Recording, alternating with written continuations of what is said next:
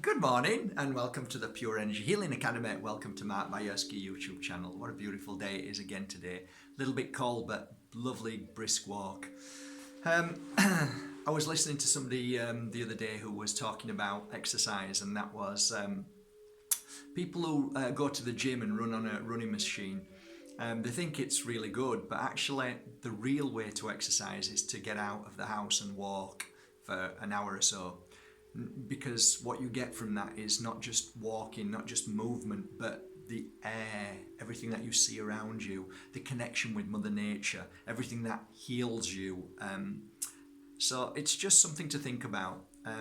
There is many people who suggest, which I've always believed, that if you go out and walk at least twice a day or even once a day for half an hour or a little bit longer, it brings balance to your life and heals you very quickly and helps you maintain your whole body. So it's something to think about. If you can give yourself maybe half an hour a day to try and get out, that would be a really good thing. Today's a really interesting subject because it's about something that basically hurt me for 38 years, and that's self-abuse. I don't mean, taking a hammer and banging myself and cutting myself and things like that. I mean emotional self-abuse. And believe it or not, I reckon, I would say at least 90%, if not more, people abuse themselves emotionally daily. When I mean daily, I really mean it. And if we kind of strip down what this means and how it all came about and why we do it, it's really interesting because it's never our fault.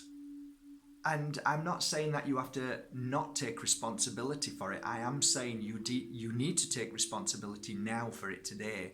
And that means taking responsibility means looking at how this happened, why it happened, and then once you realize it was actually nothing to do with you, then you're able to let it go. That's taking responsibility too. Taking responsibility has also got something to do with how you react with people as well, and how you can hurt them emotionally.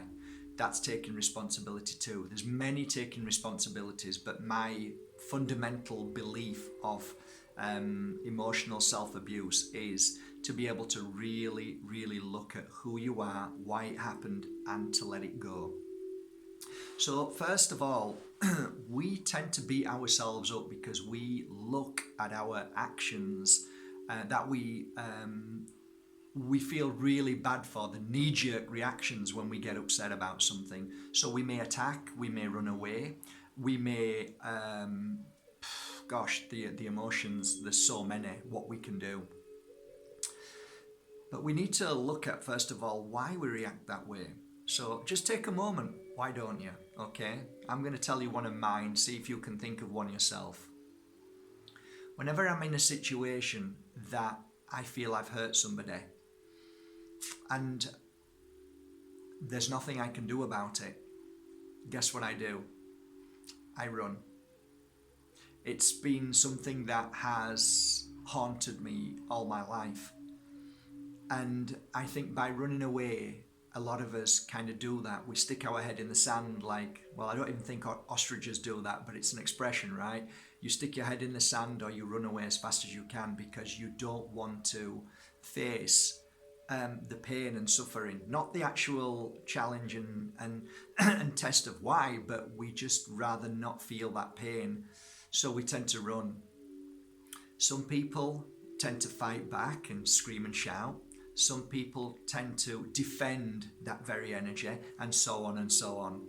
But we need to come to terms with why we react in the way we do when we're presented with something that is a challenge to our life. So today I'm learning just like you are, guys. I learn every day about my actions, and then I put my head down a lot of the times and think, why have I just done that? But that's a good thing because it means that we're still able to look at who we are, how we need to grow, how we need to heal from the past. So once we realize that, we can now go back to our past and start looking at why this happened. So in my case, I was a little boy who was loved by his mother, and father was very aggressive and angry.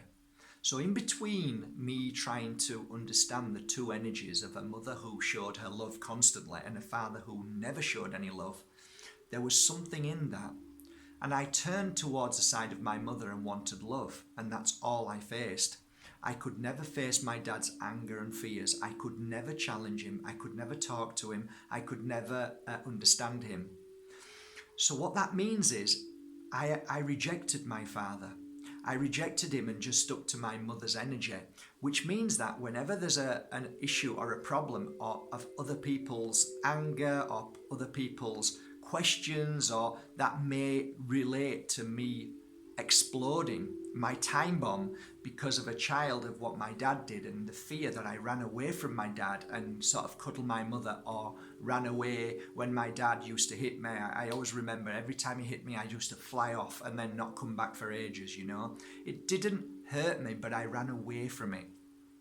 So I realised that in time that most of my life I've run away from conflict because of my father. You see, if my father was a good man, and he had, my father had two things in his life. One was rage, one was silence, okay? So you'd either get him screaming and beating us or not saying a word. So it was very difficult for us as a young age to be able to sit and have a conversation with people now and about really difficult problems, difficult situations, things that you just don't want to face because of the memory of what your father did, which was, my father didn't speak. And he was the same. He ran away from his problems and issues. He was a weak man in many ways, strong in one way but weak in another.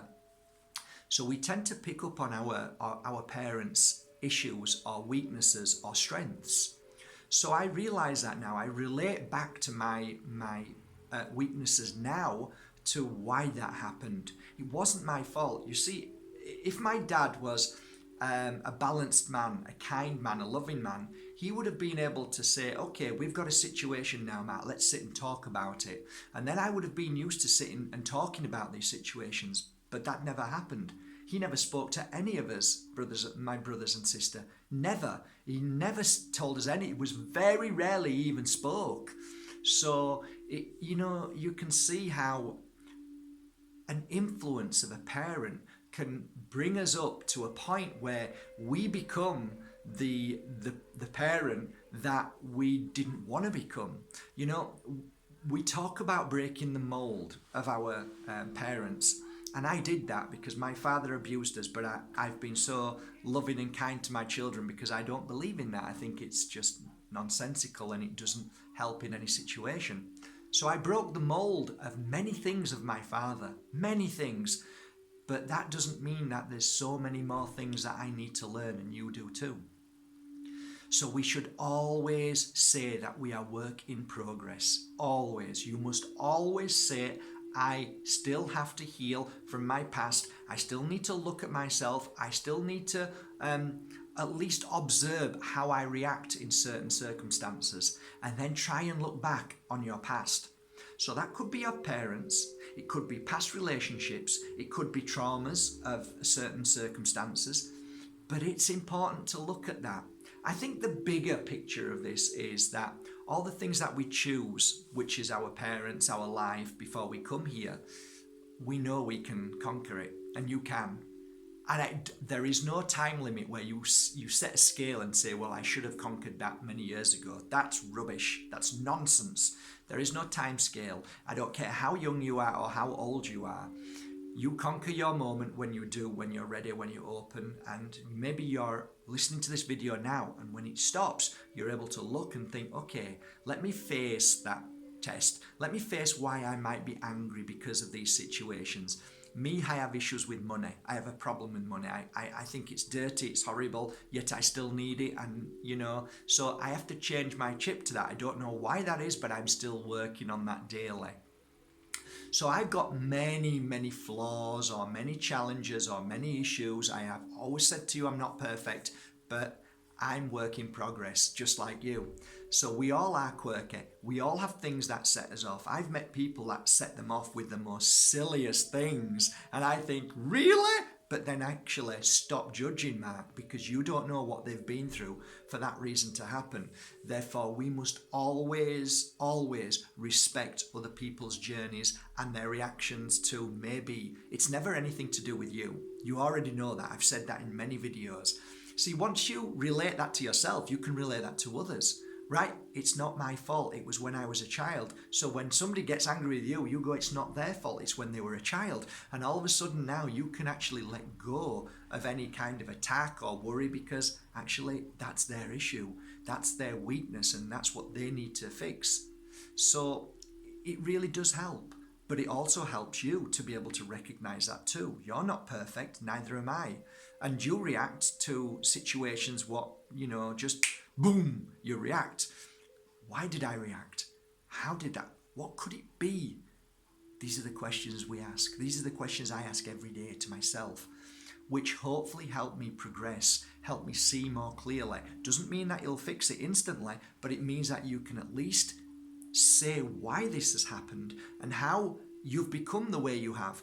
And once you can relate to that, it gives a sense of ease inside. It gives you a sense of realizing that you can't beat yourself up of these things. It isn't your fault.